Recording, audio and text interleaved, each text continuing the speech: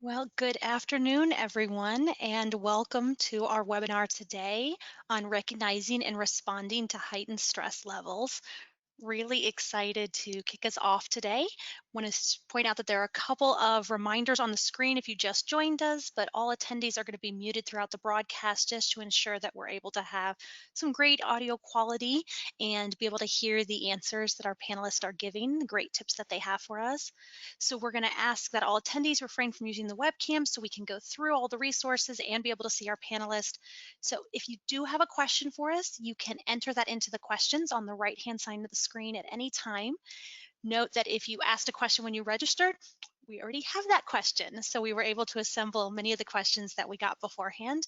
We're going to be incorporating them into our presentation here today.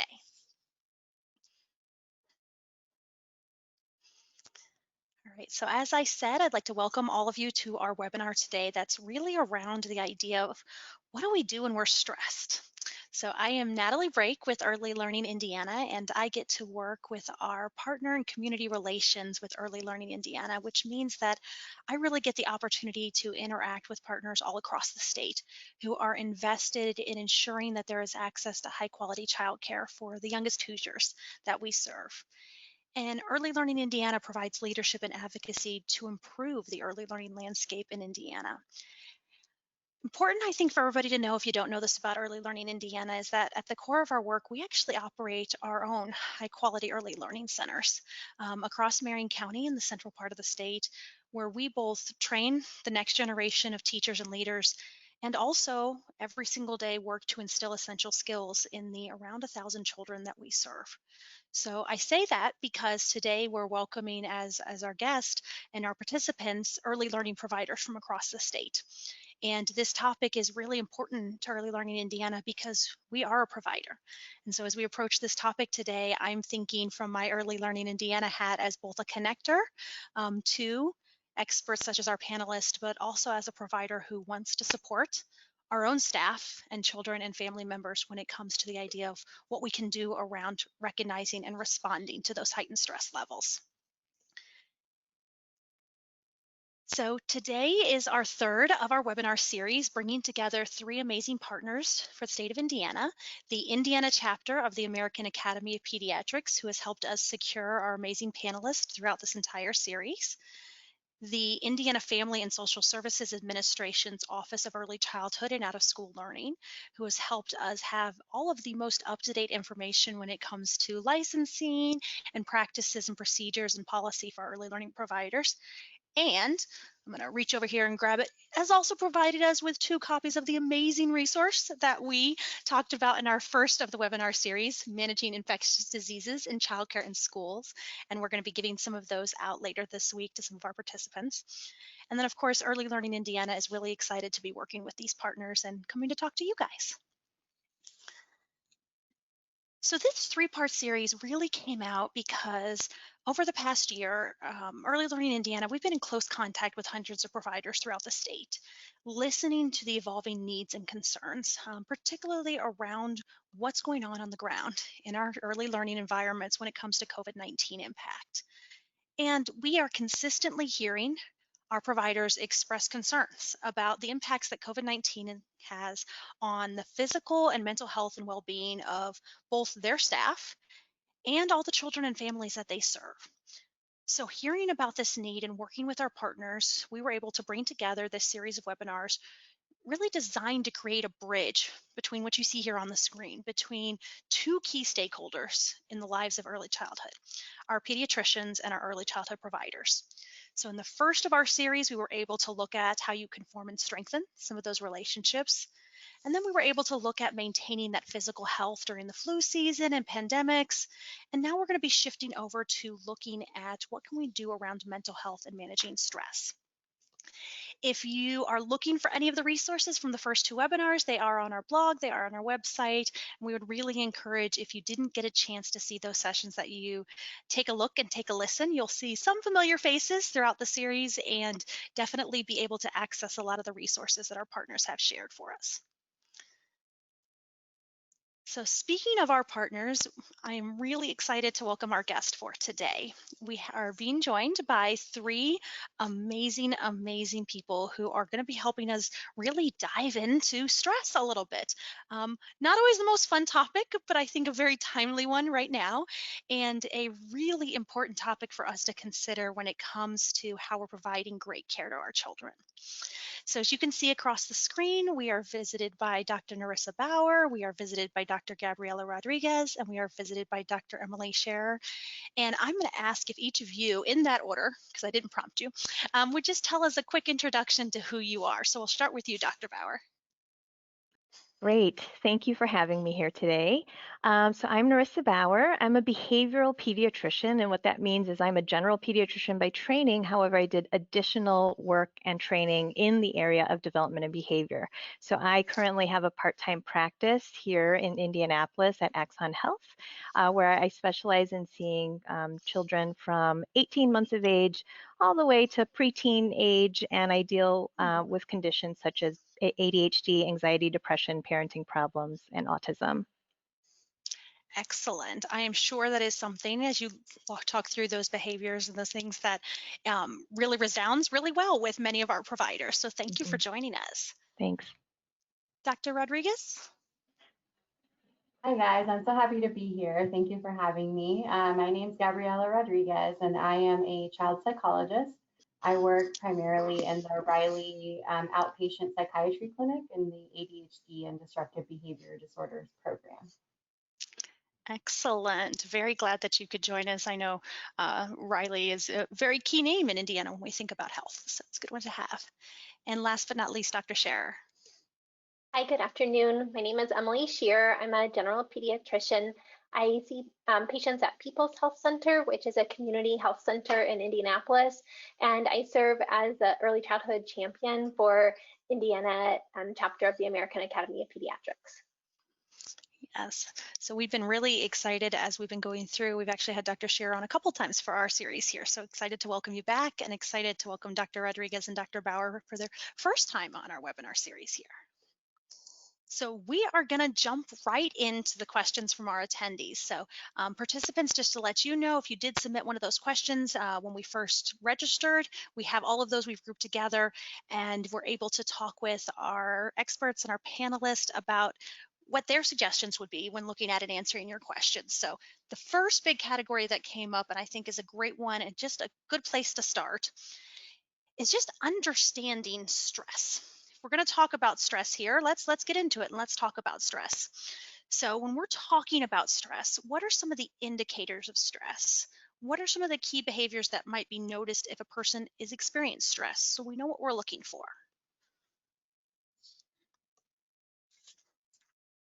I'm happy to jump in on that one. So, so I mean, obviously there is a physiological reaction that happens in the body with all the adrenaline and the cortisol that's secreted. But I think for us as providers and people who care for children, it's also important to look at the outward signs of stress as well, because that's what you're going to pick up on, right? And so, especially at this day and age, we are seeing stress at high levels across the board for everybody, from our little babies all the way up into all the elderly and everybody in between. So I'm really happy to be here today because I think it's such a huge issue. One of the things, obviously, as in my work as a behavioral pediatrician, I always talk to parents as well as other providers about is some of the indicators of stress can be an acute change in behavior. And, sometimes, especially for parents who don't know how to start even cataloging that information or understanding how to even bring that to their pediatrician or early child care provider, I'd like to at least start by pointing out a campaign that I was involved with the American Academy of Pediatrics as one of their spokesperson. It's called the Take Note campaign. And I want to just bring that up because it's a digital first tool available in English and Spanish that everybody can access by going to www.u.org/take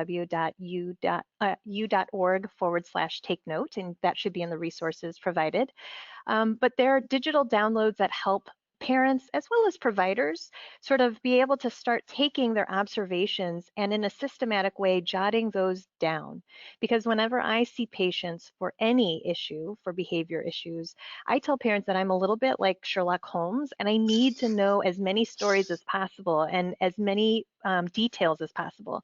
And when parents or providers are seeing things that are different from baseline, that's going to be important because that could be a flag of stress. And so thinking about a child's normal functioning and if they've had regression in behavior, if they're being clingy, if they have any outbursts, meltdowns, I always tell parents that they are their child's, they know their child best. And if they have that mommy radar going off, they need to bring it up to their pediatrician and or daycare provider, right? And you see those children day in and day out. I mean, daycare providers, or early educators, teachers, you also are an essential component of the team because you have an understanding of how that child was functioning before. And if, again, you see just a drastic change or something that doesn't seem right, it could, again, be some sign of stress. I love that you said there just about, kind of trusting your gut. Mhm. People who work with children every day, you know your children, you know their behaviors, you know their patterns, you know where they're at. And when something doesn't feel right, that's a time to look at what's the meaning behind those behaviors and where does that lead you. That's right. Excellent point with it. So I'll throw it over to our other two guests. Anything else you guys would want to add about some of the key behaviors that might be noticed if somebody's going through stress? I'll So jump I in would there. echo what Dr. Oh, Bauer sorry, go shared, ahead. and then also mention just that it might be things like transitions being hard. So drop off might be more difficult. They may be more clingy to parents at that time, and you might be able to recognize that in your particular setting. You may notice that they're more whiny or fussy throughout the day, or they may have trouble sleeping. Maybe they've usually gone down for a nap or rest time well, and that's not as easy now. So those are some of the daily routines that happen in your context that you may be able to recognize some changes. Yeah, I agree with everything. I was just going to mention sleep is a big one that I usually look for. If there are big, sudden changes in sleep, that's usually a pretty good indicator for higher stress levels and routines and the other things you guys mentioned as well. Excellent. I hear what you guys are saying with noticing and understanding those transitions. I'm thinking back to even my own ability to transition some when I think of times when I'm stressed, and it may seem like something really simple or that was really simple for me last week is now suddenly not so simple anymore. So I think there's an element I like that you're touching on too. These are symptoms that we see in behaviors with the students that are and the children in our care, but also looking, as we're going to talk more throughout this series about our staff and ourselves, how people respond to stress. I also I'm going to keep in mind that sleep pattern one because I think that that's probably one that's pretty crucial when it comes to early childhood and adults both. So knowing that many of our providers are watching behaviors and that aspect of caring for children in this stressful time, what are signs that they could really watch for in nonverbal children? So we know that we may see kind of some of the outburst or things, but what is the difference or what could we be looking for our youngest children and our nonverbal or older children when it comes to stress?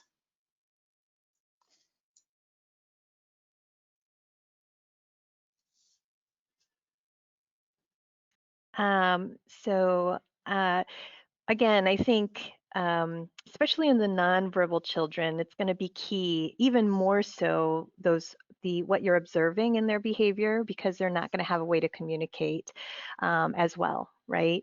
And so I typically see these children with autism who are not verbal, have an uptick in aggressive responses, and so I'll often talk to or hear from their ABA therapist saying, these are some of the behaviors that we have been working on. And all of a sudden, because they track those behaviors, those discrete behaviors, all of a sudden there's an uptick. And they don't know why, and they're not quite sure. And it's not just at the center, but it's, in the transport to the center, or it's at home and mom is saying that he's very stressed. Not, again, sleep disruption. I think all of those things that we said earlier really do apply, but it's even much more so important because these children don't have a way to tell us what they're feeling. They just start showing us with their bodies. And again, I think it can be really stressful because these children have no way of effectively communicating, and sometimes those children engage in self-harm behaviors, and hitting themselves, and so again, aggression, not just towards others, but self-harm behaviors can also be a very big concern and needs to be addressed quickly. That's a really, it's an important and a cautionary point to us, is being able to connect the behaviors back to a source of stress, or to look at what we can do, that there is a cause behind behaviors. When it comes to working with our children, they don't just appear.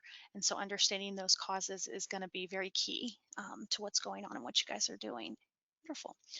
Well, knowing that stress is here, or that there are stressors that are within the families or within the early child care centers, what would you guys recommend are some healthy ways to lower stress when you're having these moments of conflict, or these moments of the aggressive behaviors or pieces like that? What are some strategies or tips that providers could use to help lower stress during these times? So I'll one jump in thing that there. can work in that that scenario where the child is visibly upset and having a hard moment, is to encourage them to take some deep, slow breaths. That's going to naturally make your body calm down. And if that's consistently used, that's what we often encourage the child to do in that time, they can begin to recognize that, oh yeah, this is what I do when I need to calm down. And so encouraging them to take those deep, slow breaths. You can do it along with them. It can help you calm down as well in that moment, because you're feeling stressed just from their intense emotions then. And sometimes there's a second step of doing a spin to symbolize we're going to start over or get a new start with that. But having that that task that you can do together, that's going to naturally calm your body down and be a signal that this is how I get restarted. Yeah, and I just would add that that's something we commonly do in our clinic, is the slow, deep breathing. And sometimes for the younger kiddos, it can be a hard concept to grasp. And so bringing in something concrete like a pinwheel or bubbles can sometimes make the process a little bit smoother, because they're kind of taking deep breaths without really thinking about it, right? If you want to make the pinwheel keep going, you can't just go. You have to kind of go, right? And so, just often trying to get the kids to see how long can you keep the pinwheel going, and let's try again, can be a way to kind of make the deep breathing happen without having to think too much about it. I That love that is, suggestion. I mean, I think, can I just add, one of the things that I tell parents is use a tissue, because if you don't have a pinwheel and you don't have bubbles, you can always find Kleenex somewhere, hopefully, because it's flu season, right? And so, I take this and I show it to the parents, or the child, and I have them blow it like Superman's cape. So you can see that you're taking a deep breath. It's something that's easily accessible. It's, again, like Dr. Rodriguez said, sometimes if you tell a child to take a deep breath, they end up hyperventilating because they just don't know. But in the moment when it's really, everybody's is high, I mean, I think the one thing to do is, rather than telling them to do it with them. Make sure you get good eye contact, put your hand on their shoulder, a calming one, and just exaggerate it, because they're going to be looking at you. And if you can lock in with them and do it with them and bring them down with you, that can be much more effective than holding. I know I hear that a lot, holding, and sometimes I struggle a little bit with that, because in some kids it can really kind of amp up their stress and make them sort of headbutt and sort of feel a little bit caged. And so again, I like the approach of using deep breathing, but also kind of getting their eye contact and really helping bring them down with you. Okay, I have to say I am loving all of these practical solutions, and I'm just thinking you're right. I have tissue two places in my room right now, Yeah. and I'm just in a side office. But tis the season for tissues. Yes. But having that, something else that I heard across all your answers there is, it's one, connecting and doing it with them, but it's also okay to have a little bit of fun with this. I mean, Mhm. you're calming, you're connecting, you're de-stressing, but I mean, I know at least my own kids, every time a pinwheel or bubbles comes out, that's a cause for a happy feeling. And Yeah. so it's okay to bring that in and to do it with them. Ooh, And it's one more thing too, if I can say, I mean, I think if you like any of these strategies, it's always best to practice it proactively rather than in the moment. Because in the moment, when they're in that fight, flight, freeze reaction, they are in that irrational space. They cannot process it. So you need to practice and make it a little bit of muscle memory and do it outside of that episode first. So as much as possible, just so that they understand. And that doesn't mean to go and run and get a tissue every time, but once you know they know what you mean by slow, deep breaths, then just do it with them. It's a really good point. It actually goes into another one of the questions related to this is we're looking at it, there's definitely some times where you're trying to lower stress in the moment, but how do we do this a little bit more proactively? How are we able to help within our programs? What are some healthy ways that providers can engage in to help lower stress over time within their classrooms and within their programs? I think a great thing to do, like Dr. Bauer was alluding to, is just practice this, right? Making relaxation and de-stress activities part of your regular routine, not just waiting until we're at a really high level of stress to try to start using them, but just making it, we shower every day, we have lunch every day, we do some relaxation every day, right? It's just kind of what we do. The other thing that I think is really important is recognizing that everybody's really different. And so the relaxation strategies that might work for one person might not work for another and might not work for that same person across situations. So it's Mhm. really helpful to try out a few different things and figure out what works best for each kiddo that you're working with, what works best for you and under what circumstances, so that you kind of have a toolkit that you can go to in those moments, not just one thing. Because if that one doesn't work, then you're like, oh no. But if you've got a few different strategies that you've tried over time and that you've figured out, okay, this one worked better than this one feels more comfortable for me, then you kind of have a plan B, plan C that you can go to as needed. Another thing that I like to do, and I talk a lot to my clients, is building emotional literacy, right? And so, as much as possible, is for especially our littles who don't maybe have the actual word to show or tell you what they're feeling, but they're just feeling. I think it's important to begin to build that vocabulary by not just talking about happy and sad and scared and mad, but really teaching them a bunch of other different words too, frustrated, surprised, disappointed. I mean, it sounds like big words, but trust me, they are listening. They are going to repeat the words that you say. And as much as possible, describing in the moment and not asking them, because in the moment, again, when they're dysregulated, they're just going to be like, I don't know, right? But if you can at least take your best guess and say, "Wow, Jimmy, you look so frustrated. Let's take our deep breaths." Like you're labeling it and then you're validating those emotions, and then hopefully they'll be like, "Oh, yes, I'm feeling disappointed," and it just sort of you can see them like, "Oh, somebody gets me," right? It seems so simple, but it's that connection, that communication piece that I think even for our littles who just don't understand what they're feeling, but if we as the providers and those adults can label it for them as much as possible, and help build up that. Not and again, when we talk about emotional literacy, don't just focus on the negative feelings, but focus on the positive ones too, because you want to really give them that whole spectrum of emotion, because that's what makes us human. And we all have those emotions. So again, you can model that too. You can say, boy, today I was super frustrated driving into work, but this is what I did. I took my deep breath, and like use yourself as that teacher, because you are powerful role models for these kids. Oh, I absolutely love hearing that. Those are big words, but our children have big emotions. Hmm. They do. Even our youngest ones. Disappointment is a very big emotion for them to have and for them to go through. I can think of 100 of examples of moments I've been around children and been frustrated, but just giving voice to that. If you've ever tried to open like multiple little packages or those little fruit cups that just absolutely will not tear correctly, um, giving voice to this is not working for me. I'm really frustrated. It's a simple thing, but a great way to help them begin to express some of those. And I like the point there too of understanding that this is something that you actually can do in your classroom every day. Just through the pieces that you're doing of having quiet spaces, having reflection time, having the ability to do that, I have to think living in a stressful world or in a time when there is heightened stress on your way to work or with some of the policies and procedures you have to do, that's good for the staff and for the teachers and for the anybody who comes in your classroom, whether they're a child or not, to have that kind of safety and security within there as well. Hmm. So I have one more question for you guys around understanding stress. And I don't know the specific provider who asked this, but I want to put a call out. So if this provider is on here, I want to say thank you for asking this because I think it's an incredibly important question that sometimes gets overlooked. What are some of the tips for recognizing when a person's stress level has become dangerous to themselves or others?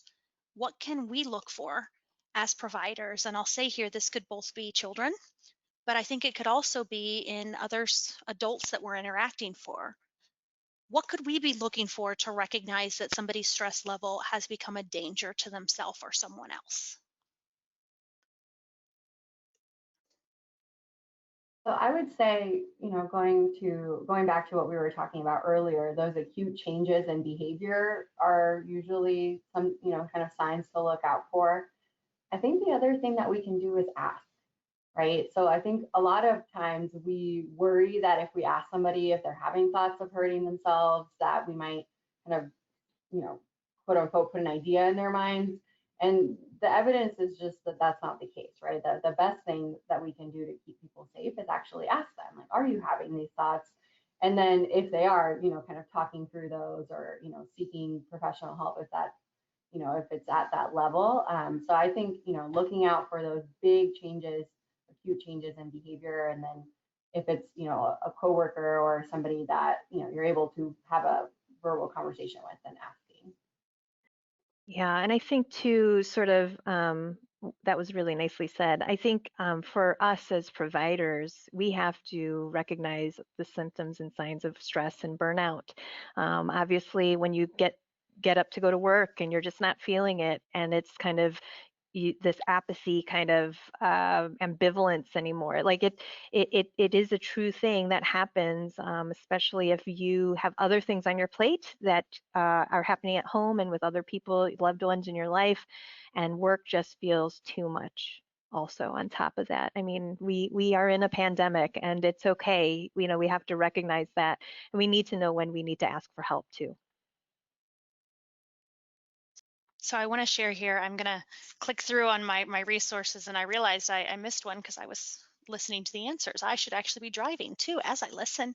But one of the resources that you guys had shared was about healthychildren.org, and I wanted to make sure to put that out there as you think about some of the indicators of stress, but some of the pieces. There's a lot of articles on here, and this is powered by the American Academy of Pediatrics. So this is a great source of resource, a great resource and a source of information if you're looking for understanding any of the development or the components. But we also put a point on there if there's a whole lot of COVID-19 related articles on different elements of it. But looking specifically at that question we were just talking about the management, I wanted to give a shout out here to this resource. And I believe, Dr. Bauer, this one is yours, correct? Do you want to explain a little bit about what this is, or this resource around self-care tips for parents and caregivers, especially right now when we're thinking about in the COVID context? Yeah, so I neglected to say in the beginning that I'm also a blogger. So this is my website, Let's Talk Kids Health. And so this was one of my blog posts that I did around, I think, April. There was one prior to this about parenting in the time of the coronavirus pandemic, and that was more for parents. But I felt like, since kids don't take care of themselves, caregivers, parents, and anybody who cares for children, obviously, we're all feeling stressed, and it's really important to think about what we can do for ourselves, because it's that same analogy of, on an airplane, if oxygen masks drop, who should take their oxygen mask first? It's the adult, because without that, you are no good to that child. So we need to. I tried to write this with the eye for practical tips, and if you were to read that, there are some tips on mindfulness, on getting support from other people, trying to, instead of dwelling on what you can't do, trying to think about what you can do. I know that sometimes it's hard. And then also sort of thinking about, okay, we are in uncertain times. Okay, we all know that. And sometimes not knowing is stressful enough. So I actually challenge you to think about, well, okay, there's going to be one or two road bumps along the way. But if you change your mind shift and know that those are going to be there, whatever it is, then you're more apt to be like, okay, I'm going to roll with it, because we're in coronavirus. This is what happens. So again, you're going to be more apt to be able to be resilient and kind of think a little bit of that, rather than kind of getting stuck in that negativity and that hopelessness, because this is never going to get better. I mean, so there's a lot of self-care tips on there for you if you're interested. It's a great analogy, and it's so easy to say and so logical to say that, yes, when the oxygen drops down, we know we have to put ours on first. But I think it's one of those that we struggle with consistently within the early childhood education field, because we're called to serve children. I have to feel it's probably fairly similar with our pediatrician friends who work with children. Is neither of those are career paths you just happen into. You have to have some intentionality with them. So I think it's a really important reminder. I'm glad that you said that, because if we are not able to care for ourselves, we cannot adequately care for the children who we are entrusted with. Mm-hmm. So it is that moment of taking and assessing, do I have my mask on? What does that mean for me, so that we Mm-hmm. can care for those children? Thank you for that reminder. Well, I want to talk a little bit more with you guys about some tips and some questions that came in around the idea of supporting the teachers and the teaching staff that is working with our early learners within our early childhood programs. So we had a couple questions come in about really supporting individual team members throughout this process. And the first question was, how can an early childhood education leader, so a director, a master teacher, somebody who's in a point of leadership within a program, help a staff member open up and talk about their feelings of anxiety or depression, especially with what we're going through right now? How can they do some of that leadership within their program?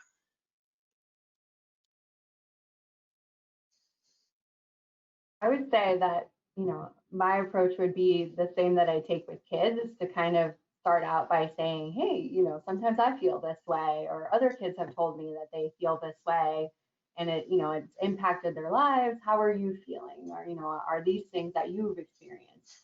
I think sometimes if we just kind of say, hey, are you feeling stressed? Our natural response might be not to share, because we don't really know if it's okay, and we might worry whether someone's going to tell us, well, you have no right to be stressed because I'm more stressed than you, or those types of things. And so I think it's important to kind of set the stage by sharing, as much as you feel comfortable of your kind of own experience, or generally speaking what you've heard from others, and then opening up the door for that communication. And then once that happens, making sure to validate, right? So what we don't want is, oh, well, that's not that stressful because of XYZ, or, well, you really shouldn't be feeling this way because it could be worse. Or, sometimes if we share the way we're feeling and we hear those types of statements, we might be discouraged from sharing again. And so it's not a super productive conversation. So just, kind of validating whatever feelings come up in the situation, I think is a good way to go. And I would say too that leaders and administrators in that position, you have a lot to do with setting the climate and the tone in the work environment. And so I think, again, putting yourself out there, doing it yourself, maybe scheduling a morning huddle so you can kind of talk about, was there anything that needs to be addressed in aside from what we're going to be doing here today, trying to figure out like some little nice little things to kind of pick me up and kind of boost morale, because I think everybody is working as well as they can but under stressful conditions. And so fielding a pitch-in lunch or something, I don't know, but like thinking about and inviting that, setting that tone and that stage. You can even, like, for people who don't feel comfortable sharing, inviting like a Dropbox kind of thing, so that way if you have a concern, you want to share it, but you don't really want to start talking about it, like at least then you can initiate it in another way. And announcing it at a staff meeting that this is some of the things that we're going to do. This has no effect on your job performance. We just want to support each other. We're in unprecedented times, so however you want to make your needs known, these are different ways to do it. And I think, again, just having that environment and that climate to welcome that is important. Excellent. So one of the things that we have that keeps coming up is an understanding that we're living in these uncertain times, exactly as you guys said, especially when it comes to childcare right now, and some of the stress levels with that, but also just knowing that early childhood, um, our field in general is stressful. And again, I'm sure that very much fits in line with working with children and their families within a pediatric setting as well. Are there ways that you guys, encourage that make sense both for pediatricians but also for early care providers to really help prevent some of that burnout or stress long term, from the passion and the general interest that comes in being invested in these families? Yeah, I think, I think about my time at Riley and seeing, the learners there, the trainees, and them encountering very stressful situations. And it was always important to sort of invite kind of debriefings after big things like that, things happening. And I would say that even when I was there for 13 years and worked very closely with one of my friends who's a psychologist there. And we would occasionally, family just sticks with you. And it's those stories that you hear that sometimes it's really hard to shake because we care deeply. We went into this field, as you said, because, we have this passion to help families. And I think it's important to recognize kind of your own limitations, that a lot of times the things that we handle, you can't just wave a magic wand and it go away. And sometimes it's really overwhelming to even think, where do I even start? Because this family has multiple ACEs, adverse childhood experiences, a lot of things, cards stacked against them. What can I do to help? And so I think, having that trusted confidant, to just debrief with, say, hey, this is what happened. This is what I said. I just can't shake this. What else do you think I should do? Again, we all need those outlets. We need that safe and trusting person to just kind of be our sounding board, to keep it real, and to remind us, you need to go and maybe sit this one out, take a 15-minute break, go outside, clear your head, do some meditation, whatever you need to do, and recenter. I think we can also help to celebrate the successes. And sometimes those successes are just our regular activities. We made it through today. We were at our minimum requirement for staffing ratios. We knew it was going to be a hard day.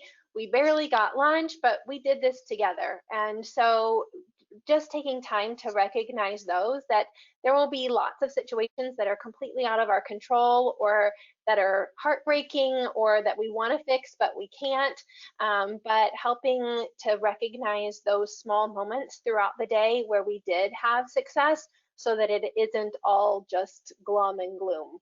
Mm-hmm. Well, Dr. Scherer, I love that you said that. I think in the early childhood world, we know how to celebrate small successes and the importance of small successes when it comes to our children. I mean, uh, as providers, how many first steps have we celebrated? And how many first falls have we celebrated, because that meant that they got back up. And we do those, and we watch the development of our children, and we understand how big little successes are.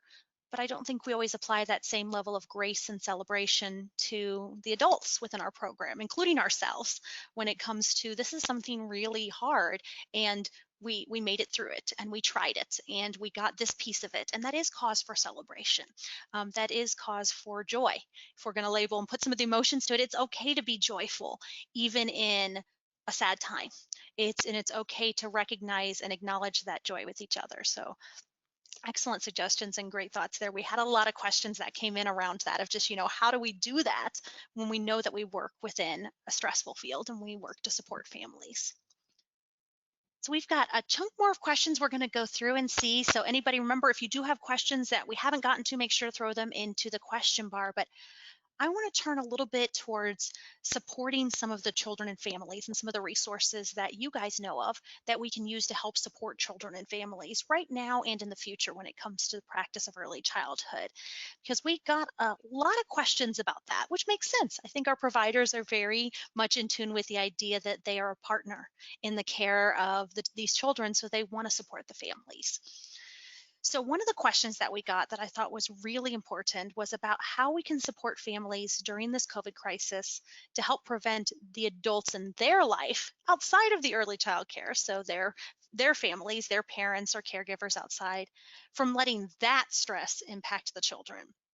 Any suggestions that you guys have for resources or thoughts around helping parents to parent during this time? I think that's really important and a really great question because, again, like I said, kids don't live in a vacuum. I think acknowledging the fact that we're all on the same team is going to be important, and depending on how you system in place for reaching out to the family and to the parents is going to be even much more important too. So I think communicating with the families and giving them resources, and I think connecting with them on a personal level is going to be really important too, because you don't want to necessarily make someone feel bad for how they're feeling or maybe how they're acting or your concern. The way you phrase it is, I know that this is a tough time for everybody. I'm just checking in with all my families. Is there anything that's been going on that's been particularly stressful or anything that you might feel comfortable in sharing? And I can do my best to try to get you connected to the right resources. And so that's going to be important too, that one-on-one connection. I really like that approach. And I would say that I often use the oxygen mask analogy with families as well, right? So just it's kind of as an introduction to like, this is why I'm talking to you about this, is because I know you care so much about your kid and you're working so hard to do all of these things for your kiddo. What about you, right? Like, what are you doing to take care of you? And are there things that, maybe we could talk about if I know of something that might be helpful to you that I could share? So that way it's coming from a place of like Dr. Bauer said, we're just checking in. It's not coming from a place of judgment or, thinking that you aren't doing things that you should be doing. It's really just about that connection.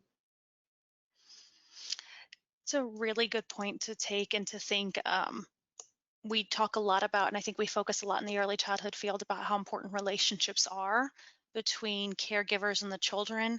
But I think you're hitting on, it's also just as important to have really strong relationships between different elements of the caregivers. And so having a strong relationship between the family and the caregivers on the family side and the caregivers on the childcare side can make that type of communication much, much easier to do. Excellent. I would also add that I would think that some of that has been difficult for the early care providers during this time with drop off and pick off routines being different. And you may have been used to having those conversations during drop off and pick up. You may not see the parents or caregivers in that same way. It may be all kind of contactless drop off and pick up now.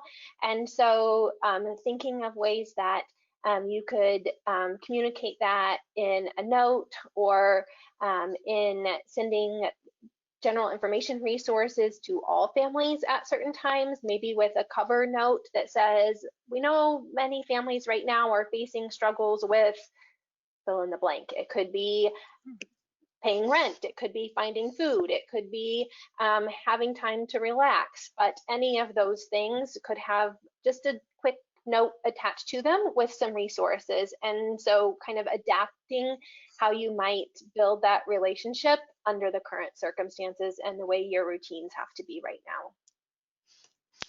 That is such a great point because routines are weird right now.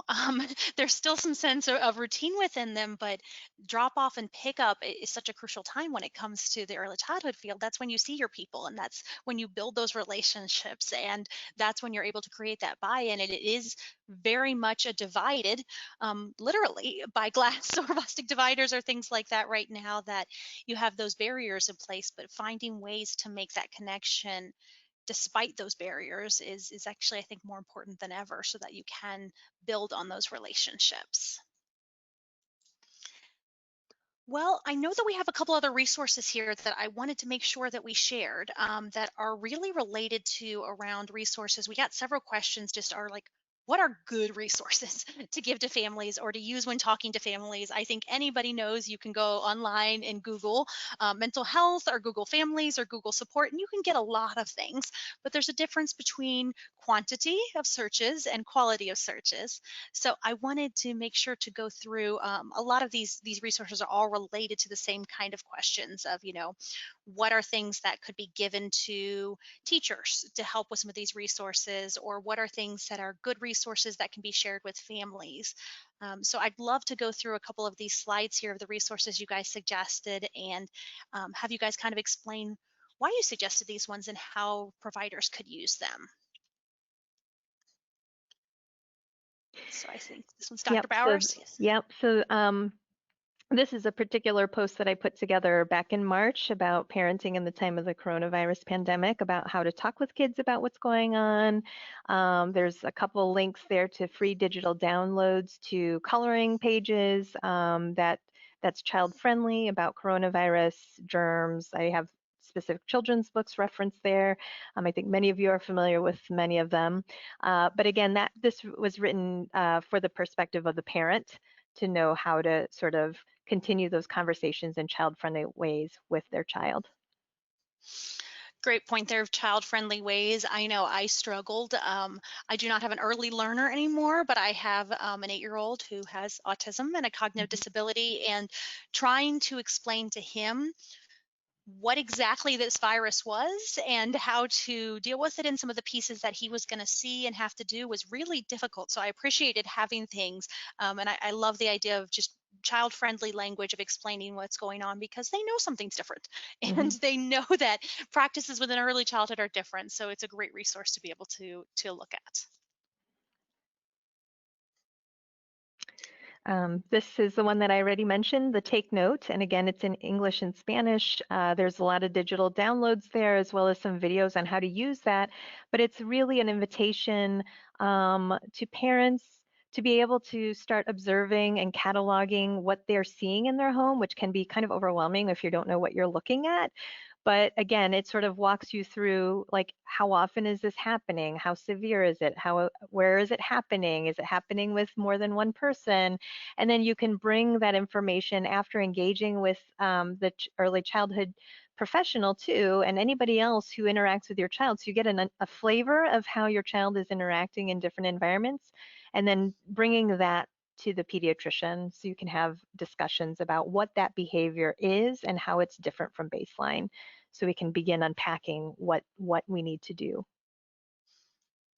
So I have to admit that this is one of the tools that after you shared this, I went and looked at, and I got into just a total click, look at this, look at this. I was Yeah. like, you have to stop and go to bed now, because it was really useful, but I Yes. liked the way that, at least to me, it felt very focused on how do we do this together. And I feel like a lot of times there comes, let's look at the behavior kind of objectively, but it's what do you see? What do I see? Because it's really easy in those conversations with parents for it to turn defensive really fast.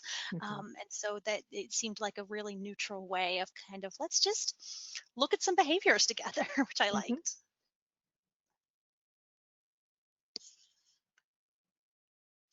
So I know one of the biggest questions was around the idea of kind of the mental health resources itself. So there's a couple more on here that I wanted to make sure that we got to, if I can get my mouse to work. Maybe. There it goes. So I know Child Mind Institute came up and wanted to see if somebody wanted to explain a little bit more about what the Child Mind Institute is. And I did, because I got to make the slide, picked one of the pictures that I saw in there because I really liked this one about coping during COVID-19 resources for parents. One, because it was a really easy checklist. And I'm a big fan of checklists because it's easy to mark them off, but also because it had some really great ideas and thoughts on how parents can care for themselves and their children. Yeah, so the Child Mind Institute is actually in New York City, and it's kind of a whole big thing, but they provide direct mental health services, and then they also have kind of advocacy and other resources like that. And I use their website all the time in my clinic to kind of print off resources for families. They have information about anxiety, behavior, ADHD, I mean, you name it. If it's in the kind of mental health world, they'll have really good evidence-based information, which is, obviously really important. But it's evidence-based, but it's digestible, and usually, they're fairly quick reads. So I think it's a great resource. The other thing about Child Mind is so I actually follow them on Facebook, and they often do some webinars kind of like this, where they'll have some of their experts, and people will be able to ask questions in the Facebook chat or whatever it's called, and then, just kind of get some immediate feedback. So I think that Facebook page, and sorry, I didn't mention that before, but that would be another good resource from them. I'm a big fan of especially, groups like this and being able to have you guys on of people who are meeting parents and families and providers where they are. Um, I'm on Facebook every day, so I tend to notice some of the pieces, but when it's something that you're able to meet the audience where they are and what they're doing, you're much more likely to get answers out of them. And having a session like this where we can raise up questions and get answers, or having that, it really speaks to wanting us all to be on the same page and on the same team when it comes to supporting children and families.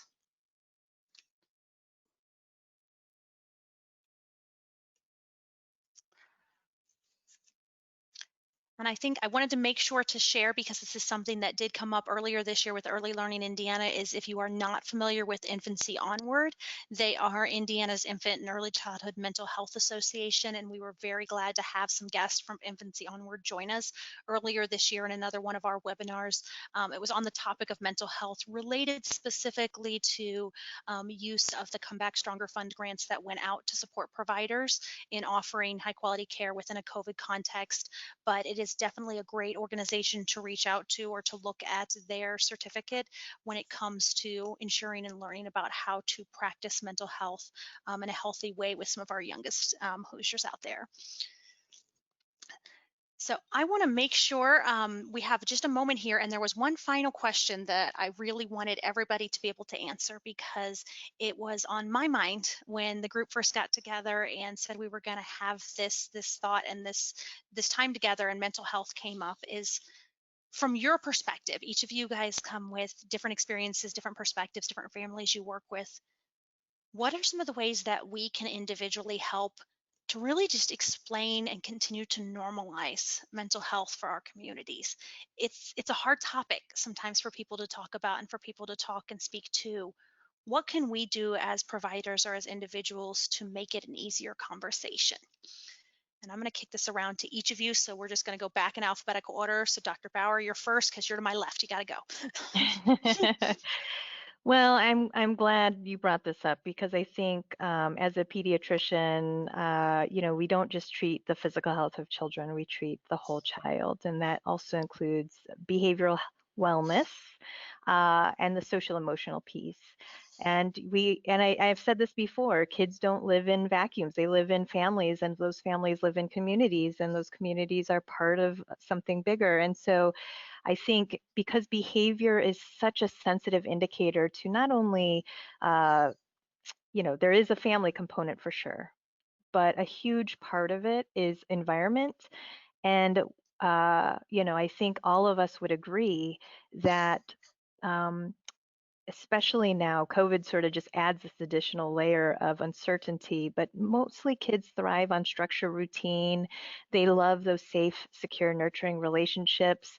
And anytime there's anything that disrupts those basic needs, it's a problem for our youngest kids and for us, right? And so I think having forums like this where we talk about it, where we destigmatize mental health and we say, yes, I am concerned now that the coronavirus pandemic is here, that we are going to be suffering the aftermath and the mental health effects of this for a long time. And we need to do what we can to get more mental health resources, not just for a certain segment, but for everybody. We all need it. I mean, we've undergone a very stressful time period that this generation has never seen before. And so allowing yourself self-compassion and some grace for those fails in your day-to-day life when you're like, oh, I could have done that a little bit better. But again, I mean, I think sort of just giving yourself that grace and knowing that we're all in it together, I think that attitude, and then just knowing that when you need to reach out for help. So again, I would just push the piece of destigmatizing. Let's keep talking about it. Let's keep, lending out our helping hand, having forums like this to just keep it on our radars because it is not going away. I think that's an amazing point because we know that there are going to be impacts and pieces that we're going to be feeling for a while, individually and within our programs and with our families. So it's an important piece to think about. It was not kind of a one and done situation. It's one that's going to impact our practices and our behaviors for a while. Dr. Rodriguez, what about you? Is there anything you would want to add to that? Oh, definitely agree with 100% of that statement. I think, destigmatizing and just talking about it is the first step. One thing that, sometimes the parents I work with will talk to me about is that they didn't know how to talk about it or even what words to use. And so sometimes that can get in the way. And I think some of the resources we shared might be good places to start. Like if you're wondering about having a conversation about a particular topic, just looking out there, like what words are people using? How are they talking about this? Just to give you kind of a background and maybe increase your comfort level a little bit if you're planning to have a, possibly tough conversation. But yeah, I think, I'm a psychologist, so obviously I'm biased, but I think mental health services, it should be like going to the dentist, right? Like if we, if everybody is taking care of their mental health and figuring out how to cope with stress and what are some things that they can do to improve their mood and things like that, and we're all doing that consistently on a preventive fashion, then that would be amazing, right? So I think that it's something that is a work in progress, but I think this type of forum is definitely a step in the right direction. So great. I think it's good to consider that we are all that work in progress, but I think for our communities and the approach to mental health, every single time we take a step towards that, it just makes it so much easier for someone else, like you said, to be able to say that and be able to do it. So thank you. And Dr. Shearer, what about you? Is there anything you would add to that conversation about normalizing mental health in our communities? So I'm not sure that I have too much to add. They've both done a great job of kind of giving the view of that we're all affected by this. And I think also just recognizing that a lot of the things we talked about today were small steps we can take. And so we don't have to tackle the whole thing all at once. And we may not be able to take care of all the stressful factors in our lives, but there were a lot of small steps. And so recognizing that we may be able to just start with a next small step and move forward. I also wanted to take just a quick moment. I was late to try to submit any resources, and there were two that I just wanted to mention verbally, and maybe in materials you send out, you can share these as well. But one was sesamestreetincommunities.org. They have some nice materials, both from a provider perspective as well as a parent perspective, available in English and Spanish, and they include things specifically for helping families thrive through COVID-19 and beyond. And so I would encourage to look at those from both for providers as well as a resource to share with families. That was www.sesamestreetincommunities.org. And there was one other website that I wanted to share that's Be Well Indiana, all one word, bewellindiana.com. And it was established through the Indiana Division of Mental Health and Addiction. And specifically thinking more from the from your staff standpoint and from your families and parents standpoint of there's a mental health self-assessment that you can take on there. There's connection to resources throughout the site. There's connection to various crisis lines. And so bewellindiana.com may be helpful as well. Excellent. And thank you for sharing that. I think the more that we can get information out there about resources that are available, I think it's really important for early childhood providers to know that there are quality resources you can use. You don't have to create these.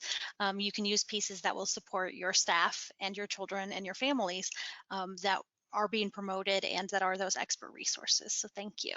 And I would add, so if you're a podcast person, there are two podcasts that I want to point out to you. The first one is Pediatric Care.